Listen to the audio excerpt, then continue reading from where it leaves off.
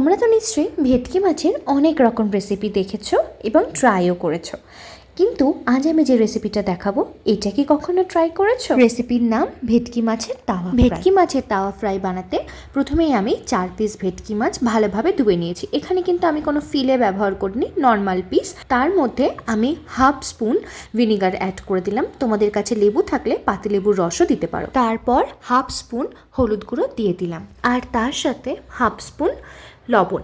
এর মধ্যে আমি হাফ স্পুন জিরের গুঁড়ো ব্যবহার করছি। তারপর এর মধ্যে আমি হাফ স্পুন ধনে গুঁড়ো ব্যবহার করলাম।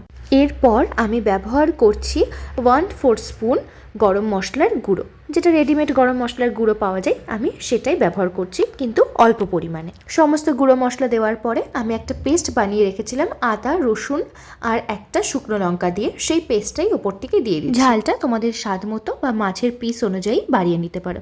এই রেসিপিটা কাতলা, রুই মাছ দিয়েও কিন্তু করা যেতে পারে। এবার সমস্ত মশলাগুলোকে আমি মাছের এপিট ওপিট করে ভালোভাবে মাখিয়ে নেব। ভালোভাবে ম্যারিনেট করে নেওয়ার পরে আমি যেটা করব সেটা হলো 1 চামচ মতো সর্ষের তেল মাছের মধ্যে অ্যাড করে দেব। এরপর আবারও মাছটাকে ভালোভাবে তেলের সাথে মাখিয়ে নেব। তারপর আমি 10 মিনিটের জন্য মাছটা ম্যারিনেট করে রেখে দেব। তোমাদের হাতে সময় না থাকলে তোমরা নাও রাখতে পারো। 10 মিনিট পরে একটা প্যান ভালোভাবে গরম করে তার মধ্যে আমি 2 টেবিল স্পুন মতো সর্ষের তেল অ্যাড করে দিলাম। তেলটা খুব ভালোভাবে গরম করে নেব। তেল থেকে ধোয়া উঠে গেলে তারপর এক এক করে মাছের পিসগুলো তেলের মধ্যে দিয়ে দেব। মাছগুলো তেলে ছাড়ার সময় একটু সাবধানতা বজায় রাখবে, কারণ মশলা দেওয়ার কারণে একটুখানি ছিটতে পারে। তো এবার যেটা করব সেটা হলো মাছগুলোকে ঢাকা দিয়ে গ্যাসটাকে একদম লোতে করে ফ্রাই করব। আমি 5 মিনিট ফ্রাই করেছি। 5 মিনিট পর ঢাকনা খুলে ওপর থেকে সামান্য আরেকটু সর্ষের তেল দিয়ে মাছগুলোকে উল্টে দেব। মাছগুলো উল্টানোর সময় কিন্তু খুব সাবধানে উল্টাবে, কারণ ভেটকি মাছ এমনিতেই প্রচুর নরম হয়, তাই একটু এদিক ওদিক করতে গেলেই কিন্তু ভেঙে যাওয়ার সম্ভাবনা থাকবে। তাই রিল্যাক্সে ধীরে সুস্থে উল্টাবে। অন্য পিঠ ভাজতে কিন্তু খুব বেশি সময় লাগবে না, কারণ মাছটা অলরেডি সেদ্ধ হয়ে গেছে।